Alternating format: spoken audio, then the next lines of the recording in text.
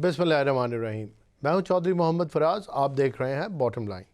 नाज़रीन, कल हमने ईरान और यूएस की जंग जो चल रही है और जिसमें काफ़ी फॉग ऑफ वॉर भी है, जब एक्टिव दोनों ही तरफ से हमले जारी थे एक दूसरे पे इन मुल्कों के, तब भी फॉग ऑफ वॉर थी। और उसके बाद जब ये नेगोशिएटिंग टेबल की तरफ आए या सीज़ फायर हुआ, तब भी फॉग ऑफ वॉर ही है। अपने पार्टिसिपेंट से कल हमने बड़ी तफसील से इसके ऊपर बात की कि ये मामला किस तरफ जा रहा है, और पता हमें ये चला कि अगर तो ये जंग मजहबी बुनियादों पर लड़ी जा रही है, फिर तो ये एक जंग रुकेगी नहीं और लंबी भी हो सकती है। और अगर ये जंग इसके कोई अहदाफ हैं तो फिर दोनों ही मुल्क ये चाहेंगे, जो कि आम तौर पे एनालिस्ट जितने भी हैं उनका तज्जिया यही है कि ज़ाहिर है war is not an option for a very long time and US did not come to this area in the Iran war alongside Israel to fight a very long war. तो इस जंग को जल्द ख़त्म तो होना है, लेकिन अगर इसके अंदर वो एवेंजेलिकल्स का या जो ज़ायनिस्ट हैं उनका एंगल मौजूद है और मजहबी बुनियादों पे एक सीक्रेट एजेंडा भी मौजूद है, तो फिर ये जंग लंबी चलेगी। इसके आसार भी हमें नज़र आए। हमने डिस्कस किया इज़राइल किस तरह लबनान के ऊपर एक लंबी जंग करने के लिए तुला हुआ है और उसके ऊपर कब्ज़ा करना चाहता है। हमने ये भी जिक्र किया बेओफोर्ट कैसल का, जिसके ऊपर एक स्ट्रेटेजिक लोकेशन है, उसके ऊपर कब्ज़ा हो गया। इसी तनाज़ुर के अंदर आज एक नई डेवलपमेंट हुई है, जिसके अंदर जो सदर डोनाल्ड ट्रंप हैं उनकी अपने इज़राइली हरीफ के साथ एक फ़ोन के ऊपर बात हुई है। यानी जो नेतन्याहू हैं प्राइम मिनिस्टर ऑफ इज़राइल, उनके साथ उन्होंने टेलीफोन पे बात की है। इन दोनों लीडरान की जो कन्वर्सेशन है और जो इनकी एक हिस्ट्री है, वो इस तरफ इशारा करती है कि कई दफ़ा इनके दरमियान हार्ड टॉक हो चुकी है। ये एक दूसरे के पार्टनर्स हैं और अमेरिका इज़राइल का इंटरेस्ट बहुत ज़्यादा प्रोटेक्ट करता है, ये एक फ़ैक्ट है। और इज़राइल का और जो यहूदी लॉबी है उसका क्लाउट इस यूएस गवर्नमेंट में और हर यूएस गवर्नमेंट में हमेशा ही कंसिडरेबल रहता है। दिस टाइम अराउंड थोड़ा सा ज़्यादा है। तो सदर डोनाल्ड ट्रंप इनकी बात ज़रूर सुनते हैं, लेकिन साथ ही साथ जब इख्तलाफ होता है तो सख्त अल्फाज का तबादला भी दोनों के दरमियान होता है। इसकी प्रेसिडेंट मौजूद है, पहले भी कई दफ़ा इन दोनों की हार्ड टॉक हो चुकी है। आज दोबारा एक्सियोस ने इस चीज़ की तरफ इशारा किया कि सदर डोनाल्ड ट्रंप ने फ़ोन के ऊपर जो प्राइम मिनिस्टर नेतन्याहू हैं उनको खरी खरी सुना दी। जो एक्चुअल वर्ड्स उन्होंने इस्तेमाल किए सदर डोनाल्ड ट्रंप ने, वो नेशनल टीवी के ऊपर दोहराने के काबिल नहीं हैं। मैं जितना शुगर कोट उन लफ्ज़ों को कर सकता हूँ, आपने न्यूज़ में भी सुने होंगे, उतना मैं कर देता हूँ। उन्होंने नेतन्याहू को कहा कि तुम पागल हो चुके हो, और ये बात लबनान के ऊपर हमलों के तनाजुर में हो रही है। उन्होंने कहा कि मैंने तुम्हें जो करप्शन चार्जेस हैं उनमें तुम्हारी जान बचाई या तुम्हारी स्किन बचा ली, अदरवाइज़ तुम जेल में होते। इसके अलावा उन्होंने ये भी कहा कि तुम नाशुक्रे भी हो, पागल भी हो, और तुम तन्हा रह जाओगे, बल्कि रह चुके हो दुनिया में, और इज़राइल भी तुम्हारी इन हरकतों की वजह से तन्हा रह चुका है। ये वो कुछ चीदा चीदा बातें थीं। मज़ीद तफसील भी अपने प्रोग्राम में इस कन्वर्सेशन की शामिल करेंगे, जो सदर डोनाल्ड ट्रंप ने नेतन्याहू को सारी बातें कहीं जो बड़ी शॉकिंग थी। और ये भी जो जिन ऑफिशियल्स ने जिन दो यूएस ऑफिशियल्स ने इस कन्वर्सेशन का जिक्र किया एक्सियोस के साथ, उन्होंने ये भी बताया कि सदर डोनाल्ड ट्रंप बहुत ही ज़्यादा तैश में थे, बहुत ज़्यादा गुस्से में थे। और उन्होंने जब नेतन्याहू से अपनी इस नाराज़गी का इजहार किया तो नेतन्याहू सिर्फ ओके ओके करते रहे और उनकी हर बात के ऊपर उन्होंने इसके अलावा कोई और जवाब नहीं दिया, जो कि एक लिहाज से इशारा करता है कि वो इस कन्वर्सेशन में एटलीस्ट कंसीड कर गए। लेकिन बाद में जब बयान आया इज़राइल की गवर्नमेंट की तरफ से, तो उन्होंने ये कहा कि इज़राइल अपनी पॉलिसी पे लबनान के हवाले से कायम दायम है, और जब तक हिज़्बुल्लाह के हमले बंद नहीं होते इज़राइल भी अपने हमले बंद नहीं करेगा। यानी कि इस फ़ोन कॉल का कोई असर नहीं हुआ। हाउएवर, जब यूएस ऑफिशियल्स ने ये बात बताई तो उन्होंने कहा कि president Donald Trump stream rolled prime minister Netanyahu in that conversation and he conceded. यानी कि उन्होंने उनको बिल्कुल बुरे तरीके से शट अप कॉल भी दे दी और ज़ेर कर दिया एक लिहाज से। और अब नेतन्याहू जो थे उन्होंने इस बात का कोई ख़ास जवाब नहीं दिया, बस ओके कह दिया और वो कंसीड कर गए, यानी कि सदर डोनाल्ड ट्रंप की बात मान गए। फिर आखिर में सदर डोनाल्ड ट्रंप ने ट्रूथ सोशल के ऊपर आके इस चीज़ का इज़हार भी किया कि जो फ़ौजें लबनान की तरफ निकल गई थी वो ट्रूप्स वापस आ जाएंगे, मज़ीद फ़ौज वहाँ पे नहीं जाएगी और ये लड़ाई मज़ीद आगे नहीं चलेगी। दोबारा हमने देखा सदर डोनाल्ड ट्रंप ने एक बयान दे दिया। अब इज़राइली हुकूमत का बयान इसके बरक्स है और जो यूएस ऑफिशियल्स हैं वो कुछ और ही कहानी सुना रहे हैं। इन सारी चीज़ों को और ईरान और यूएस की जंग को आगे कहाँ जा रही है, दोबारा एक दफ़ा एक डिफरेंट एंगल से इस स्टेटमेंट और इस जो कॉन्फ्लिक्ट हुई या हार्ड टॉक हुई दोनों प्रेसिडेंट और प्राइम मिनिस्टर के दरमियान, इस तनाजुर में भी देखेंगे। आज के प्रोग्राम में ये सारी बातें डिस्कस करने के लिए मुझे ज्वाइन करेंगे डॉक्टर हसन ज़फ़र, आईआर के एक्सपर्ट हैं। उनके साथ नायला चौहान साहिबा एक्स एम्बेसडर हैं, ईरान में भी तैनात रही हैं, बड़ा क्लोजली ईरानियन अफेयर्स को जानती हैं। इसके अलावा एयर मार्शल रिटायर्ड एजाज़ मलिक भी हमारे मेहमान होंगे, डिफेंस एनालिस्ट हैं। प्रोग्राम का बाकायदा आगाज़ करते हैं। डॉक्टर हसन, सबसे पहले आपकी तरफ आऊँगा, ये फरमाइएगा कि ब्रिगेडियर जनरल असदी ने एक बयान दिया है। उन्होंने कहा है कि दोबारा से इनएविटेबल है war between Iran and US.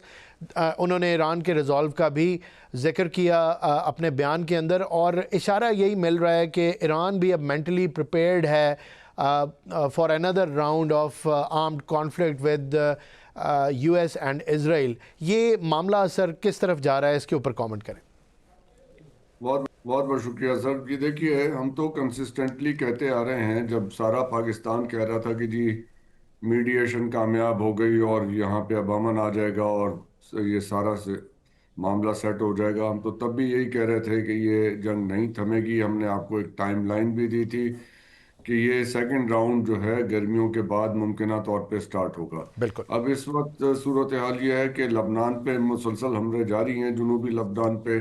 वहाँ पे कोई जंगबंदी नहीं हो रही और लबनान में जंगबंदी हुए बगैर ईरान की जंगबंदी का कोई मतलब नहीं है। जी वो उसको ना कबूल करेंगे ना वो बात वहाँ सेटल होगी। जो आज आपने अभी ट्रांसलेशन फरमाई जी डोनाल्ड ट्रंप की, जो कॉन्वर्सेशन थी, जिस किस्म की वहाँ गुफ्तगू हुई है, पहले तो उस पर भी आप हमारी बहुत मतलब यह कि उस क्या कहें कि अप्रिसिएशन उसके लिए कि जी आपने बहुत उससे अच्छा ट्रांसलेट किया। यस, इसका मतलब है कि अमेरिका के अंदर प्रेशर बहुत ज्यादा है। अगर आप डोनाल्ड ट्रंप की कल की दो ट्वीट्स देखें जी जो उन्होंने ट्रूथ सोशल पे की हैं, उसमें उन्होंने कहा है कि हमारा मीडिया जो है हमें सपोर्ट नहीं कर रहा गवर्नमेंट को, और हमारे पॉलिटिशियंस भी सपोर्ट नहीं कर रहे गवर्नमेंट को, क्योंकि अमेरिका में अब माहौल ये बन गया है कि ये हमारी जंग नहीं है, ये अब अमेरिका का एक समझिए कि अवामी नैरेटिव है। जी अब उसमें मुर्द इल्ज़ाम ठहराया जा रहा है नेतन्याहू को। जी और वही चीज आज इस कॉन्वर्सेशन में, जो टेलीफोन कॉन्वर्सेशन आपने ट्रांसलेट की, उसमें भी रिफ्लेक्ट होती है कि उसमें वो फ्रस्ट्रेशन है, उसमें वो गुस्सा है। और इसमें डोनाल्ड ट्रंप जाहिर है सेटल होना, मामलात अपने सेटल करना चाहते हैं। देखिए, जी उनके मेन मकासद हैं चाइना के साथ मामलात सेट करना और रशिया के साथ मामलात सेट करना। ईरान की जंग में फंसने का मतलब ये है कि ये दोनों इनके हदफ जो हैं वो बहुत दूर चले जाएं या इनके हाथ से निकल जाएं। जी ये रिस्क वो नहीं लेना चाहते। ईरान की जंग का जब सेकंड राउंड शुरू होगा, और यकीनन होगा, जी इसमें कोई शक व शुबा नहीं है कि नहीं होगा, तो इकोनॉमी, वर्ल्ड इकोनॉमी एक बहुत सीरियस क्राइसिस में जाएगी। वह उसका पाकिस्तान पे क्या असर होगा, ये जब आप उस हवाले से बात करेंगे तो जी उस पर भी करेंगे। लेकिन वर्ल्ड इकोनॉमी क्राइसिस में जाएगी। अमेरिका ये अफोर्ड नहीं कर सकता। जो हम कहते थे अब से कोई एक साल पहले कि अमेरिका का डिक्लाइन 10 से 15 साल में होगा, वो एक्सेलरेट होके साल, 2 साल, 3 साल की बात आ जाएगी कि वो इसमें आ जाए। और उसका नतीजा आखिरी यही निकलेगा कि मामला किसी बहुत गलत साइड पे चला जाएगा। गलत साइड से मुराद ये है कि कोई एटमी हमला हो सकता है, उसके अंदर कोई बहुत ही संगीन सूरत हाल पैदा हो सकती है। और इसमें इसको हम यानी बईदुस बईदुस कयास नहीं रख जी सकते इस मामले को। जी ये सारी चीजें हैं। अगर इससे पर्दा पोशी की जाए, चश्म पोशी की जाए, तो इसका नतीजा ये है कि हम एक ऐसी अनरियलिस्टिक सूरत हाल में चले जाएंगे जहां हम अपनी पॉलिसी को सही तरतीब ना दे सकें।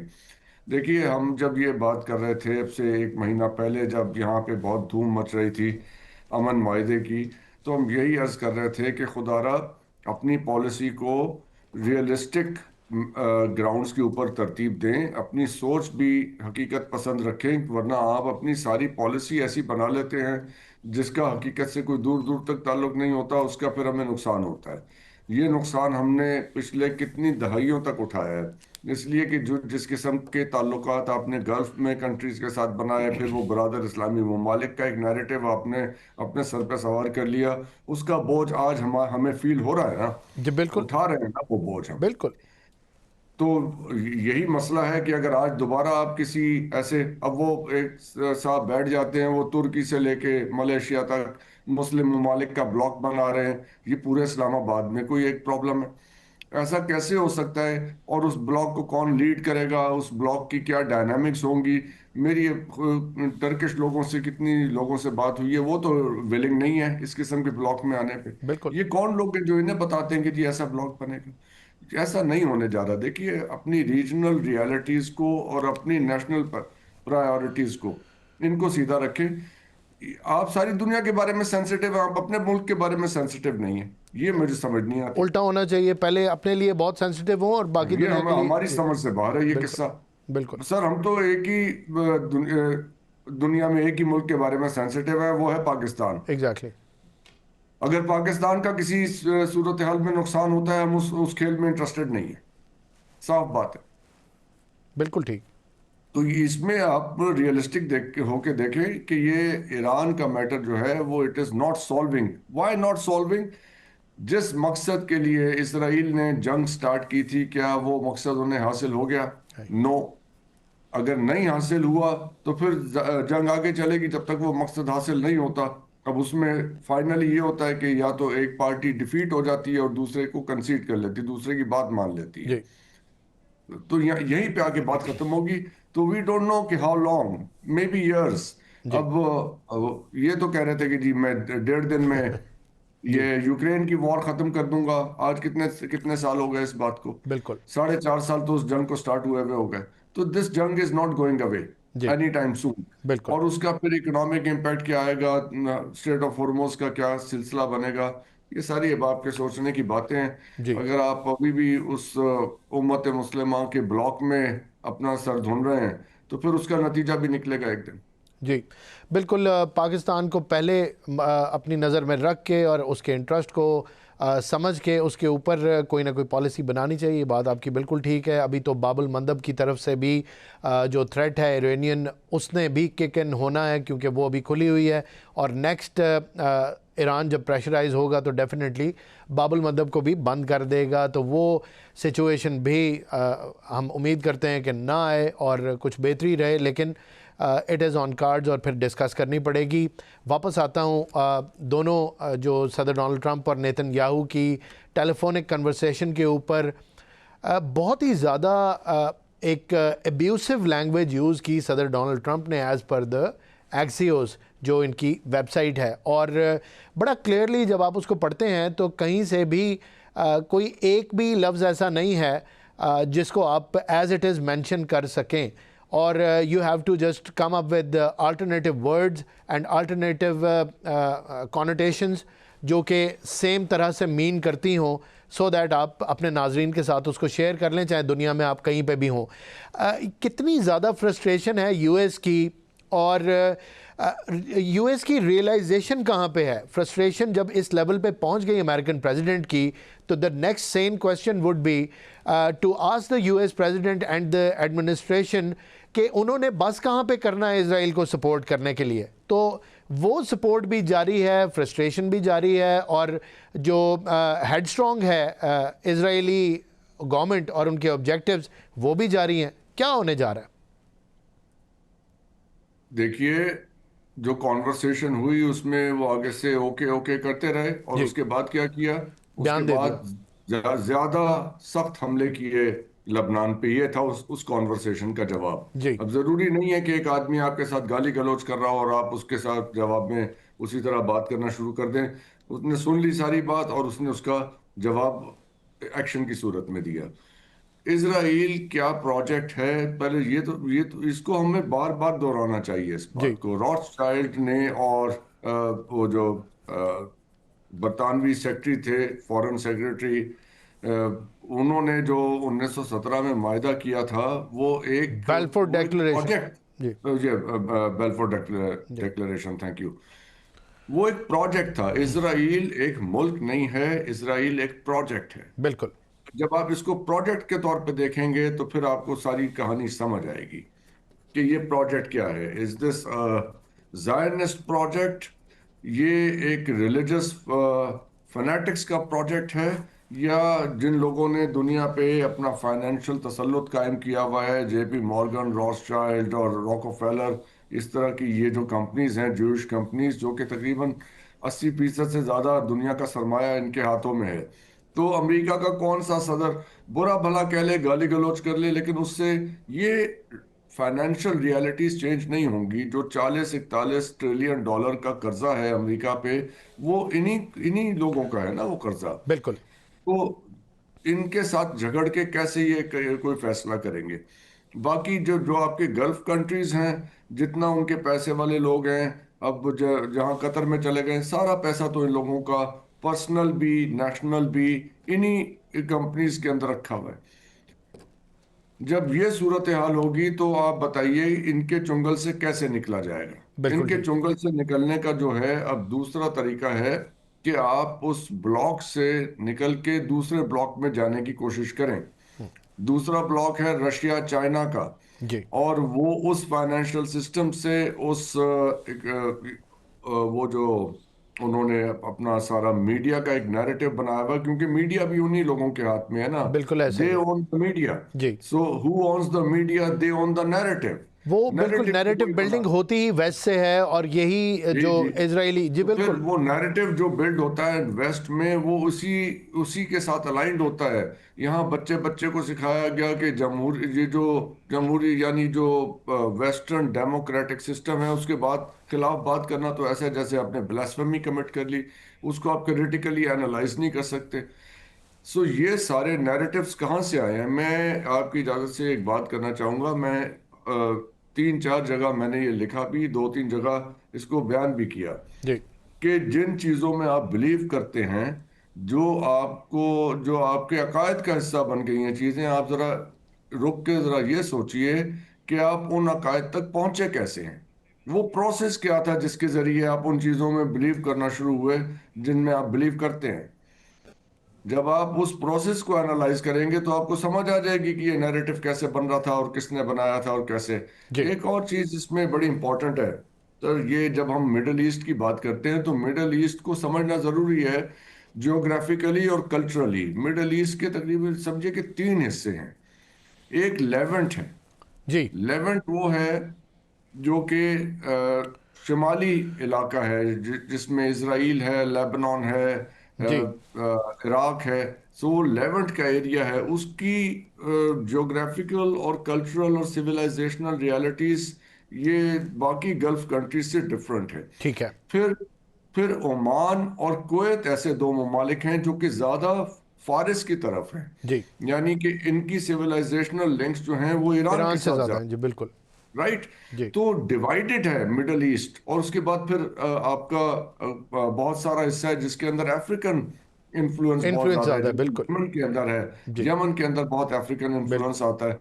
सो Middle East is not just one entity. बीच का जो इलाका है, जैसे नजद का इलाका जो कहलाता था, उनका कल्चर, वो बदूस जो थे, उनका कल्चर बिल्कुल डिफरेंट था। और ये इसी तरह से ये आज भी डिविजन्स मौजूद हैं। ये लाइनें तो जो बॉर्डर्स थे, ये तो अंग्रेज बना के गए थे, जी बिल्कुल। एंड देवर ड्रॉन इन अ हरी। तो अब बात अगर जाती है, ये सारी बात अगर हम जा रही है थर्ड वर्ल्ड वॉर की तरफ, जी लेट्स से, जी तो सेकेंड वर्ल्ड वॉर में क्या हुआ था?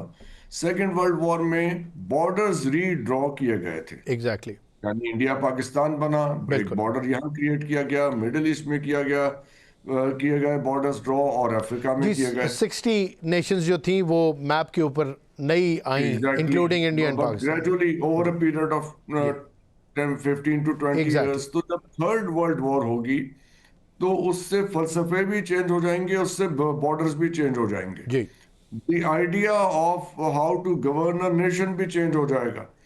ये जो जितनी इस वक्त लोगों के दिमाग के में ये सारी बातें हैं कि गवर्नमेंट कैसी होनी चाहिए, पार्लियामेंट होनी चाहिए, वेस्टर्न पार्लियामेंट्री सिस्टम, जो वेस्टर्न पार्लियामेंट्री सिस्टम हम पाकिस्तान में जिसकी थर्ड कॉपी हम उसकी यूज कर रहे हैं, बिल्कुल उसकी जी। ओरिजिनल कॉपी बरतानिया में तो खुद अंडर स्ट्रेस है। एग्जैक्टली। वहां बताइए, हम पाकिस्तान में कहते हैं कि वजीर आजम नहीं चलता, बरतानिया में कितने वजीर आजम चले हैं पिछले 10 साल में? तो रीसेंट पास्ट में तो बड़े तवातर के साथ चेंज हुए हैं वजीर आजम, बिल्कुल आपकी बात ठीक एग्जैक्टली है। तो इसका मतलब है कि उस वो जो original copy of the system है जी वो भी प्रॉब्लम में आ गई है। आपकी बात अब यहीं पे यहाँ पे लिंक अप कर लेते हैं जी कि ये जो सारा सिनेरियो हो रहा है जी और जिस किस्म की लैंग्वेज, प्रेसिडेंशियल लैंग्वेज यूज की जा रही है। अब चले, हमारे यहाँ तो एक हमारा अपना रख रखाव का कल्चर है, हम इस जी किस्म की जुबान पब्लिक में यूज नहीं करते। जी लेकिन ये प्रेसिडेंशियल लैंग्वेज है, जी प्रेसिडेंट सेट हो रहा है। जी जो आज से 2 साल पहले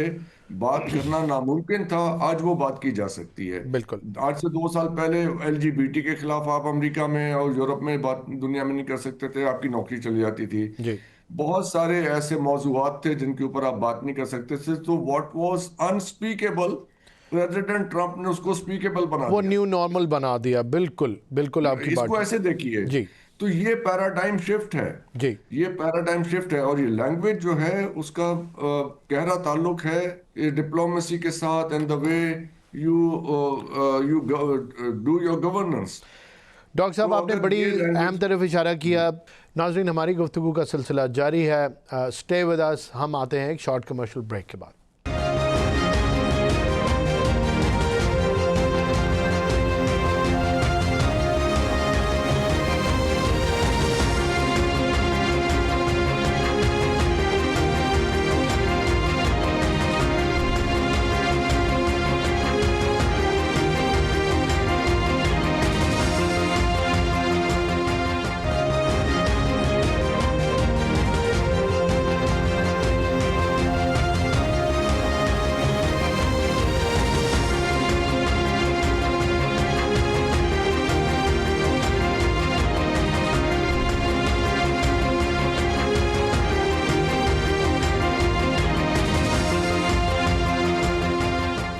वेलकम बैक। गुफ्तगू के सिलसिले को आगे बढ़ाते हैं। नाइला चौहान साहिबा, हम बात कर रहे हैं किस तरह एक बड़ी ही अनप्रेसिडेंटेड लैंग्वेज यूज़ की, जो कि अमेरिकन प्रेसिडेंट या कोई भी हेड ऑफ़ द स्टेट किसी दूसरे हेड ऑफ़ द स्टेट के साथ यूज़ नहीं करता। प्रॉब्ली शायद कुछ ऐसे अनपढ़ लोग जो घरों के अंदर अपने दोस्तों के साथ या बाज़ार की लैंग्वेज जिसको हम कह सकते हैं, वो लैंग्वेज यूज़ की सदर डोनाल्ड ट्रंप ने नेतन्याहू के साथ, जो कि इज़राइल के प्राइम मिनिस्टर हैं। आप कैसे देखती हैं इस वाक़े को? और साथ ही साथ दोबारा जंग की तरफ जा रहे हैं, हमें कॉनोटेशन ये भी मिल रही है। मुझे आपके साथ प्रीवियस कॉन्वर्सेशंस भी याद हैं, आपने इशारा किया था कि इट्स नॉट दैट सिंपल ये जो मामला चल रहा है, क्योंकि दोनों तहजीबों का ही टकराव है एक लिहाज से। और अगर तो ये जंग मजहबी बुनियादों पे लड़ी जा रही है, जिसके कि हमें शवाहिद मिल रहे हैं और डॉक्टर साहब ने भी इशारा किया, दैन इट विल गो बड़े एक इसके अंदर तवालत आ जाएगी और लंबी चलेगी। लेकिन अगर इसके कोई अहदाफ हैं जो कि हमें नज़र आ रहा है कि अचीव नहीं हुए, तो फिर शायद इसके ऊपर बात हो सकती है। आप क्या कहेंगी? बहुत शुक्रिया मुझे अपने प्रोग्राम में मदऊ करने का। और जो सवाल आपने पूछा है, जी देखिए, let's not worry much about the language, जी it is the is important. और मुझे लगता है कि ये डबल मैसेजिंग है। एक ठीक है। तो वो ईरान को मैसेज कर रहे हैं क्योंकि Iran is asking for a guarantor, जी और ये सवाल बारहा उठ रहा है कि इजराइल को नकेले कौन डालेगा। जी आप देखिए कि ट्रंप साहब ने लेबनान के जो प्राइम मिनिस्टर और नेतन्याहू को बुलाया व्हाइट हाउस में और उनसे सीज फायर की एग्रीमेंट करवाई। जी उसके बावजूद इजराइल ने उसकी जो है वायलेशंस की, बिल्कुल। और जब उन्होंने वायलेशंस की तो ईरान के, आप उन्हें प्रॉक्सी कहें जो भी कहें, हिजबुल्लाह ने उनको फिर अटैक किया। और आईडीएफ जो समझ रहा था कि उन्होंने एरियल बम्बार्डमेंट से इतना मतलब मलियामेट कर दिया है जी बेरूत को, जी तो अब वहाँ कोई रेजिस्टेंस हो ही नहीं सकता। और जब उनकी फोर्सेस आई तो उनकी इतनी पिटाई हुई कि उनके मतलब गुमान से बाहर था। सो ट्रम्प साहब नाराज हैं कि जब मैंने तुम्हें कहा सीज फायर कर दो फिर तुम क्यों कंटिन्यू कर रहे हो। जी वो उसको जो है इसलिए इतने अब्यूसिव, बिकॉज उनकी आदत है वो जब किसी को देखते हैं ना कि जो गिर रहा हो उसको वो फिर ज्यादा तजलील करते हैं। जी। आप देखिए कि जब ज़ेलेंस्की गया था व्हाइट हाउस तो ट्रम्प ने उनसे किस तरह गुफ्तगू की थी कि बहुत तुम कपड़े डीमीन क्या किया था पहने, जी, बहुत डीमीन किया था जी, बिल्कुल। क्या था तुम्हें, जो है तुम्हारे पास यू हैव नो कार्ड्स, तुम किस तरह आके बात कर रहे जी हो। इस वक्त इसराइल के पास कार्ड्स, खासकर नेतन्याहू के पास कार्ड्स नहीं रहे। ठीक है। क्यों नहीं रहे? पहली बात तो ये कि ईरान ने जी जो अटैक किया तल अवीव पे और हैफा पे और दूसरे शहरों पे, उससे जो है, जो उनका मिथ था इसराइल का कि it is invincible, they have dome of defence और उसके इतने लेयर्स हैं और कोई पेनिट्रेशन हो ही नहीं सकती, जी तो वो एक 2,000 रुपए के ड्रोन ने उनकी वो भड़का दी मिथ को। बिल्कुल। They became shocked. जी फिर दूसरा उनकी ये मिथ थी कि उन्होंने हमास को तबाह कर दिया गाजा में, जी लेकिन उनके ऊपर गाजा से भी जो है अटैक हुआ। फिर जब वो लेबनान गए तो वहां भी उन पे अटैक हुआ। उस पे तो रहा ये कि नेतन्याहू जो है उनके उसके ऊपर जो है उसके कैरेक्टर पे, उसकी करप्शन पे, उसके अपने मुल्क में केसेस चल रहे हैं। बिल्कुल। उनका जिक्र भी किया इस कन्वर्सेशन में सदर डोनाल्ड ट्रंप ने कि I saved your skin, you would have been in jail had it not been for me. और आपकी जो वो करप्शन चार्जेस सारा कुछ उन्होंने तिया पांचा कर दिया उनका। बिल्कुल खुल के बात कही ना, जी क्योंकि ये नेतन्याहू की गेम ये चल रही थी कि जब अमेरिका के प्रेशर में कोर्ट ने फैसला जो है वो 2 महीने मुलतवी कर दिया, जी तो नेतन्याहू के पास जो ये ब्रीदिंग स्पेस मिली, उसने सोचा कि इस वक्त जो है मैं जितना तबाहकारी करूं कर लूं, उससे मेरी वोट बैंक बढ़ जाएगा। बिल्कुल। तो उसने लेबनान पे भी अटैक कर दिया, ईरान का भी सारा ये सिलसिला शुरू हुआ। तो वो, वो अमन की तरफ जाना अफोर्ड ही नहीं कर सकता। ठीक।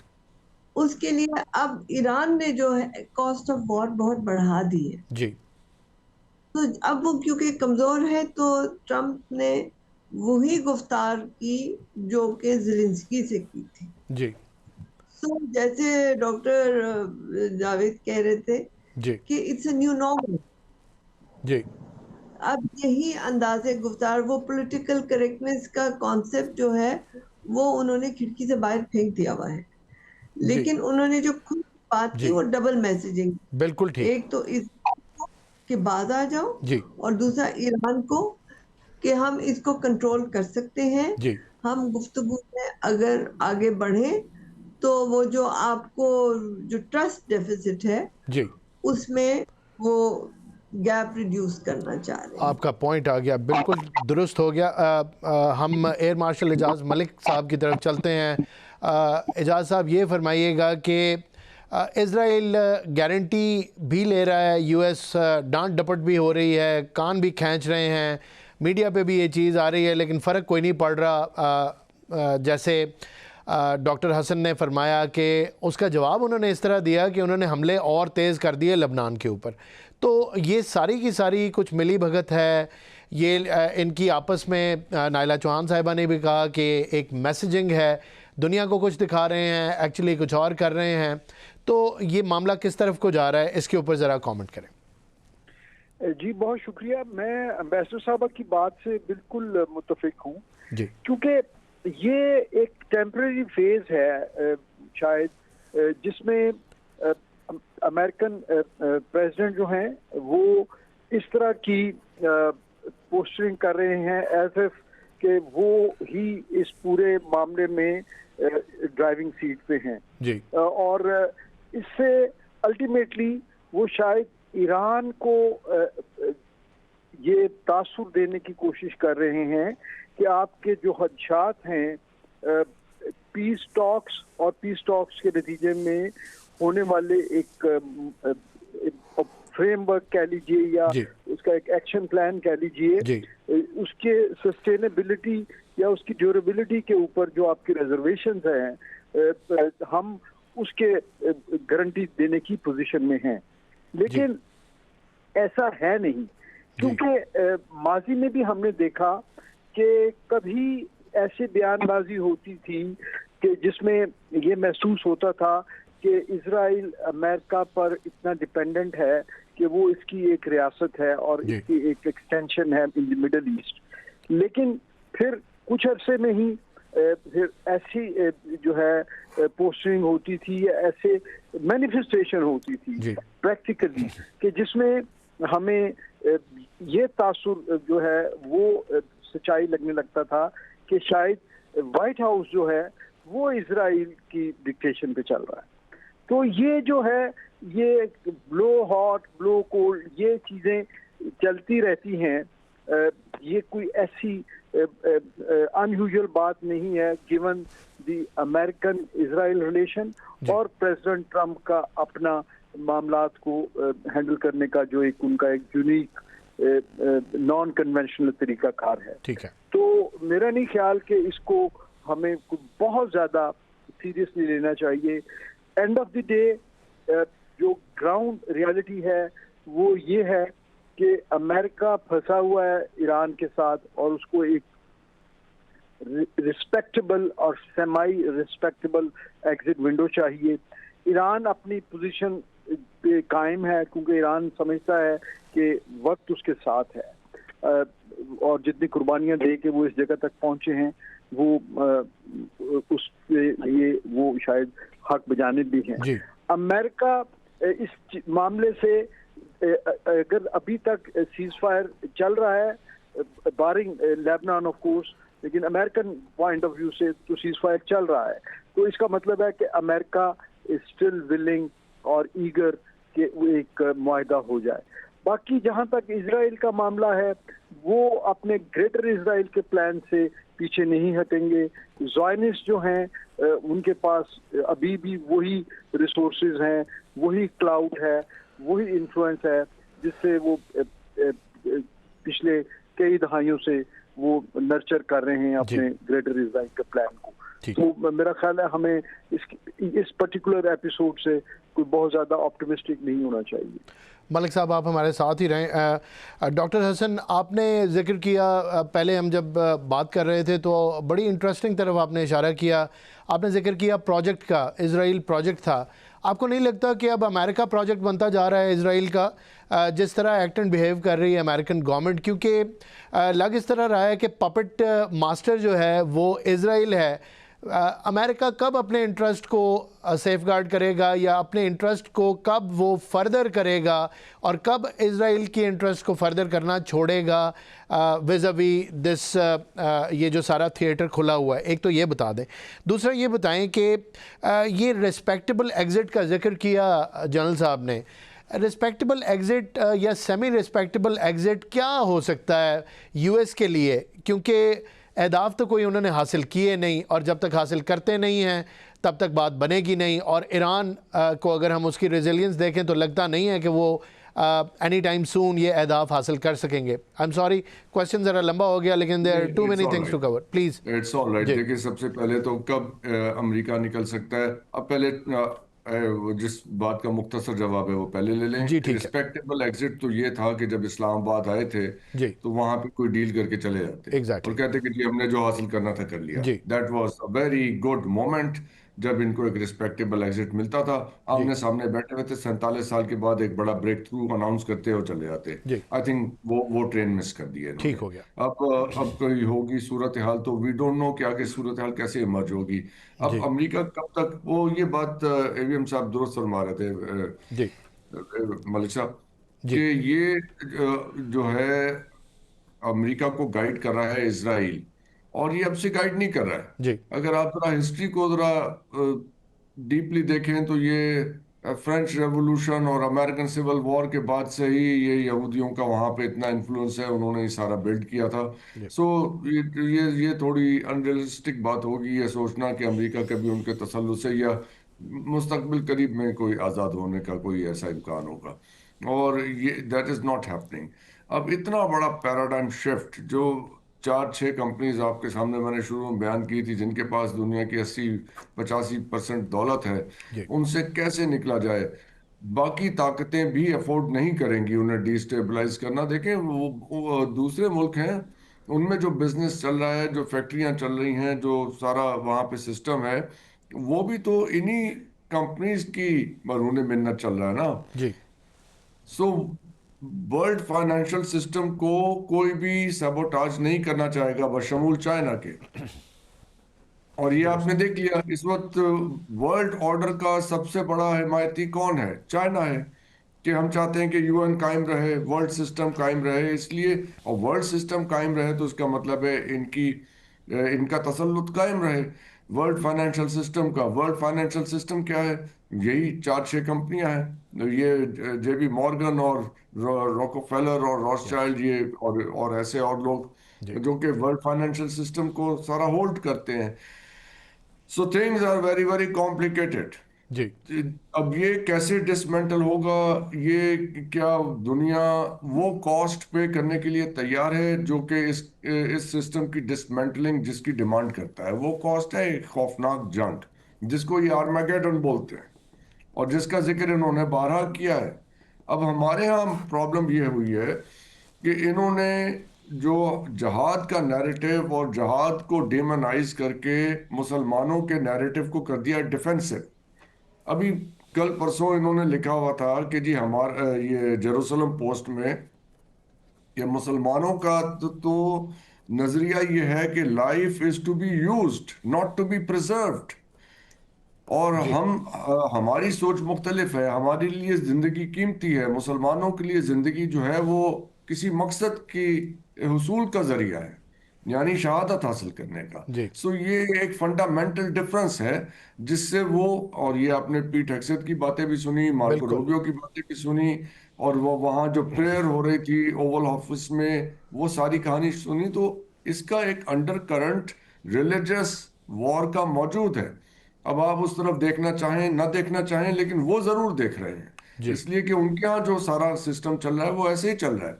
वो आपको बिल्कुल आपकी फिलॉसफी को ही फाइट कर रहे हैं in their own mind.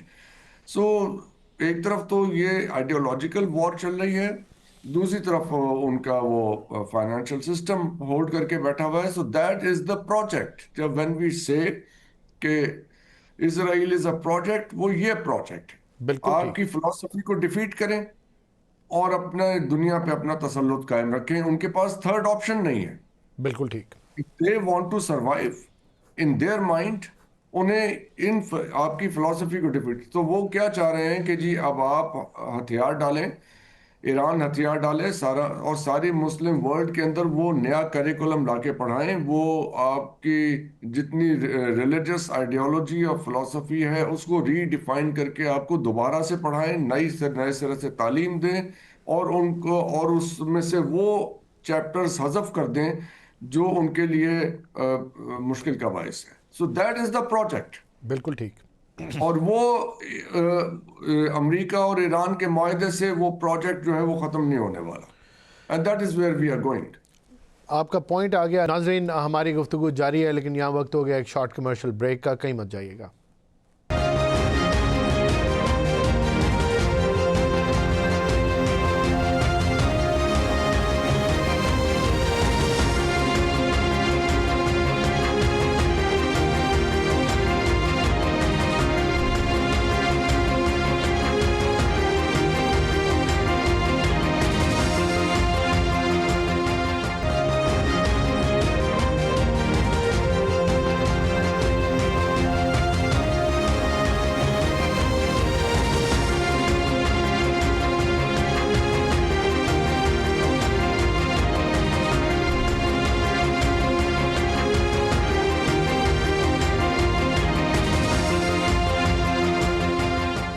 Welcome back. गुफ्तगू के सिलसिले को आगे बढ़ाते हैं। नाइला चौहान साहिबा, आपने गुफ्तगू सुनी, आपसे सिर्फ ये पूछूंगा आपका इसके ऊपर क्या कमेंट है। ये जो इसकी ये कॉनोटेशन है, इसको आम तौर पे कॉन्स्पिरेसी थ्योरी कह के शॉट डाउन कर देते हैं वेस्ट वाले कि नहीं आप तो आर्मगेडन की बात कर रहे हैं, आप इवेंजेलिकल्स और ज़ायनिस्ट की बात कर रहे हैं, ये एंटी मुस्लिम सेंटिमेंट और डीमोनाइजेशन ऑफ इस्लामिक कॉन्सेप्ट्स, ऐसी तो कोई बात नहीं है। प्लीज़ इसके ऊपर कमेंट करें। बहुत शुक्रिया। नहीं, मैं डॉक्टर हसन जावेद से बिल्कुल मुत्तफिक हूँ। ठीक, आप देखिए पीट हेग्सेथ को अगर आप देखें, जी, उसके जिस्म को देखें, टैटूज उसने अपने तलाई पे लिखा हुआ है काफिर, बिल्कुल लिखा हुआ है जी, बिल्कुल लिखा हुआ है। और उसने अपने आप को न्यू क्रूसेडर कह रहा है। उल्टी सलीब भी बनाई हुई है छोटी स्लीप भी बनाई हुई है। जी, सो वो, और मतलब हमने तो उसको उस हाल में नहीं देखा, ऑब्वियसली वो एडवर्टाइज कर रहा है अपने आप को। Exactly. So if he's advertising himself like this, then deep down it is an ideological warfare. जी, ये अब जो आपको कुरान का वादा है वो सच्चा हो रहा है। सो आई थिंक जितने भी स्पिरिचुअली ओरिएंटेड लोग हैं वो इसको समझ रहे हैं। आप देखिए उस दिन ये शैंग्रीला डायलॉग हो रहा था सिंगापुर में, जी, तो पीट हेग्सेथ वहां पे बैठा अपनी स्पीच दे रहा था। जी, तो उसने कहा कि आप मुझसे तो मिले हैं, आप मेरे डेप्यूटी से नहीं मिले, ठीक, और मेरा डेप्यूटी जो है वो एक बहुत बड़ा बिजनेसमैन है। ठीक है, वो जो है अमेरिकन वॉर इंडस्ट्री को और रिजुविनेट करेगा कि हम उससे बिजनेस कमाएं, यानी कि आगे दुनिया में एजेंडा जंग होगी जी, जंग होगा। क्योंकि अमेरिका की वैसे भी बहुत अरसे से कोई एक्सपोर्ट तो नहीं, चीन से तो वैसे ही वो बहस कर रहे, जी, मैन्युफैक्चरिंग खुद उन्होंने चीन की तरफ शिफ्ट की थी, क्योंकि वो अपना एजेंडा कॉस्ट उनका चीप है कुछ जी, और था। जी बिल्कुल, वो अपनी जो है कार इंडस्ट्री हो गया, आर्म इंडस्ट्री हो गया, वॉर इंडस्ट्री। आप देखिए पहले होता था सेक्रेटरी ऑफ डिफेंस, अब है सेक्रेटरी ऑफ वॉर। बिल्कुल, टाइटल से ही आपको बहुत बात समझ आ जाती है। जी बिल्कुल ठीक, सो उनका एजेंडा है, इसमें हमें कोई गलतफहमी नहीं होनी चाहिए।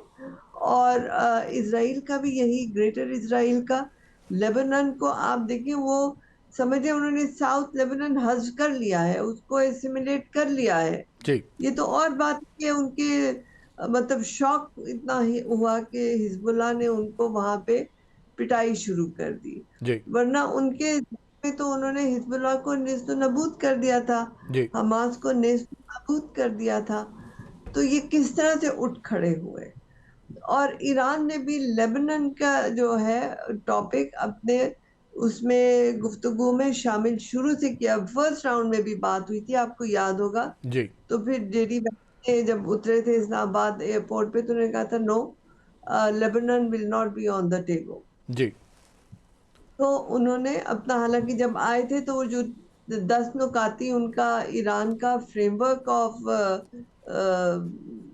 था पीस, जी, उसको एग्री करके आए थे। एग्जैक्टली, लेकिन यहाँ आए तो उन्होंने कहा नहीं, ये बातें तो हम नहीं डिस्कस करेंगे, ये तो नहीं करेंगे।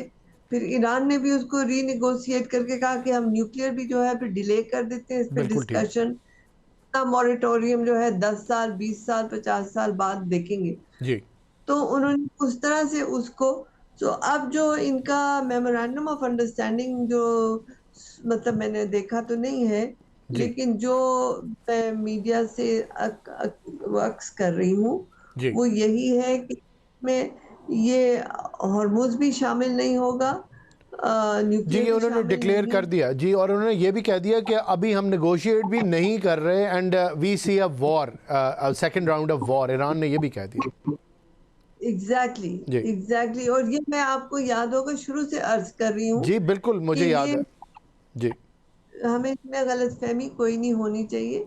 वो जंग की तरफ ही जा रहे हैं, और बिल्कुल, जंग उनकी इंडस्ट्री है। बिल्कुल सो ठीक, उनकी इकोनॉमी जो अब इतनी रिसेशन में जा रही है, उसके लिए उन्हें इसे पंप करना बहुत लाजिम है। जी, सो ये एक बहुत खौफनाक किस्म की जो है सूरत हाल डेवलप हो रही है। बिल्कुल, you were spot on with your comments, I remember them, आपने बिल्कुल कहे थे। एयर मार्शल साहब, ये फरमाइएगा, आप भी इसके ऊपर अपना कमेंट दे दें, क्योंकि ये वो एंगल है जो आम तौर पे जिससे शाये हुए कर जाते हैं, और हम लोग ज़ाहिर है इंटरनेशनल रिलेशंस के हवाले से भी बात करते हैं, डिफेंस एनालिस्ट जो हैं वो अपने एंगल से भी बात करते हैं, but it's a different angle जिसके अंदर प्रोफेसीज़ भी हैं, जिसके अंदर मजहबी अकायद भी हैं, जिसके अंदर एक पर्दे के पीछे वाली बात है। तो आप भी अपना वैल्यूएबल कमेंट इसके ऊपर दें, आप कैसे देखते हैं इस चीज़ को? जी, यकीनन ये बिल्कुल एक ऐसी सच्चाई है कि जिससे हम इग्नोर नहीं कर सकते। अगरचे वो डिप्लोमेटिक पार्लेस में और इंटरनेशनल रिलेशंस में वो चीज़ें थोड़ी शुगर कोटेड पेश की जाती हैं, और हकाइक को समझते हुए भी जो रेसिपिएंट्स होते हैं वो भी अपने जो उनके इंटरेस्ट होते हैं उनके पेश नज़र वो बहुत सारी चीज़ों को उनकी फेस वैल्यू पे लेते हैं या लेने पे मजबूर हो जाते हैं, क्योंकि उन्होंने भी इसी कम्युनिटी ऑफ नेशंस में अपने लिए एक सर्वाइवेबल मूड में रहना होता है। लेकिन बॉटम लाइन या क्रक्स ऑफ मैटर एग्जैक्टली वही है जो एम्बेसडर नायडा चौहान फरमा रही है कि इसकी एक रिलीजियस एंगल जरूर है, और इस वक्त दुनिया में हर जगह आप ये देखिए, ये ब्लेम तो मुसलमानों को करते हैं फंडामेंटलिस्ट होने का, लेकिन असल में जो लोग दुनिया को डिस्टर्ब किए हुए हैं या दुनिया का अमन को दाव पे लगाए हुए हैं वो सारे राइट विंग लोग हैं। वो आरएसएस स्पॉन्सर्ड की बीजेपी इंडिया में हो या यूरोप में, आप देखिए कि तमाम जगहों पे राइटिस्ट जो हैं वो उनका इन्फ्लुएंस बढ़ता जा रहा है, और अमेरिकन जितनी मर्जी फ्रीडम्स हो लेकिन वो भी ज़ायनिस्ट लॉबी जो है वो अपना जो है असर रखती है, और वॉर इकोनॉमी को परपेचुअली सपोर्ट करने के लिए उनको ये सूट नहीं करता कि दुनिया में अमन हो। और सेकेंड वर्ल्ड वॉर के बाद से थ्रू आउट आप देखिए कि अमेरिका ने खुद तो कोई कुर्बानी नहीं दी वियतनाम पे, उसके बाद आप देखिए जितनी 90s ऑनवर्ड जितने कॉन्फ्लिक्ट हुए हैं, लो इंटेंसिटी या कंट्रोल लिमिटेड वॉर जितनी हुई है उसमें मेनलैंड अमेरिका को तो कोई फर्क नहीं पड़ा, लेकिन दुनिया को उन्होंने हमेशा एक फ्लक्स में रखा है और यही उनको सूट करता है। जी नाज़रीन, आपने गुफ्तगू सुनी, अपने तीनों एस्टीम्ड गेस्ट्स का बहुत शुक्रगुज़ार हूँ। अपने वैल्यूएबल कमेंट से आपकी खिदमत में इन्होंने अपना तज्ज़िया पेश किया। हमें ये देखना पड़ेगा कि एक एंगल है, और अगर मुसलमानों का ईमान पर रहना बॉदरसम है बहुत सारे दूसरे मज़ाहिब के लिए, तो हमें ये भी देखना होगा कि अगर वो इसको मजहबी बुनियादों पे इसी चीज़ को देख रहे हैं और ख़ुद किस चीज़ को फॉलो कर रहे हैं, तो फिर डेफिनेटली उनके एंगल में भी इस आइडियोलॉजी को हमें डाल के चीज़ों को एनालाइज करना चाहिए। इंटरनेशनल रिलेशंस की टेक्निक्स और उसकी टर्मिनोलॉजी अपनी जगह, उस तनाजुर में देखना चीज़ों को अपनी जगह, लेकिन ये भी एक एंगल है और ये काफ़ी डेंजरस एंगल है। ये उतना ही डेंजरस है जितना इस्लामिक एक्सट्रीमिज़म के बारे में वेस्ट जब बात करता है और इस्लामिक कॉन्सेप्ट्स को डीमोनाइज़ करता है और हम लोग एक कॉर्नर हो जाते हैं तमाम मुसलमान। तो ये जो क्रिश्चियंस एवेंजेलिकल्स हैं और जो ज़ायनिस्ट हैं, इनके भी रिलीजियस एंगल इस दुनिया में मौजूद हैं और ये उस पर कारबंद भी हैं जो इस पूरी चीज़ को रीशेप और रीडिफ़ाइन करते हैं, इस जंग को भी और बाकी जंगों को भी जिसमें ये इन्वॉल्व हैं। मैं उम्मीद करता हूँ कि आपको हमारी गुफ्तगू पसंद आई होगी। आज के लिए इतना ही, कल आपकी खिदमत में फिर हाज़िर होऊंगा। मुझे इजाज़त दीजिए, अल्लाह हाफ़िज़।